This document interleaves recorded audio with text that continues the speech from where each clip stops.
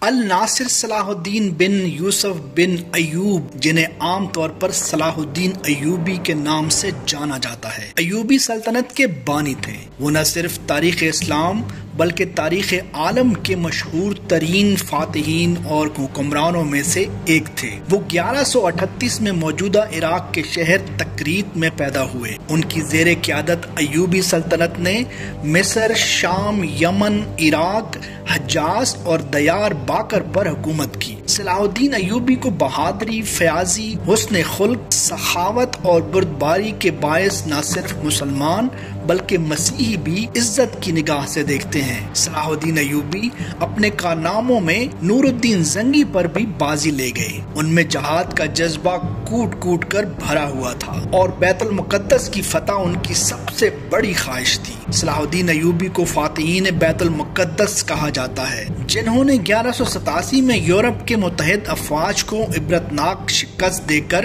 بیت المقدس ان سے آزاد کروا لیا تھا۔ صلاح الدین ایوبی 1193 میں دمشق میں انتقال کر گئے۔ انہوں نے اپنی ذاتی دولت کا زیادہ تر حصہ اپنی رعایا کو دے دیا۔ وہ مسجد بنو امیہ سے متصل مقبرے میں مدفون ہیں۔ مسلم ثقافت کے لیے اپنی اہمیت کے ساتھ ساتھ صلاح الدین کو کرد، ترک اور عرب ثقافت میں نمایاں طور پر احترام کیا جاتا ہے۔ انہیں اکثر تاریخ کی سب سے مشہور کرد شخصیت کے طور پر بیان کیا جاتا ہے۔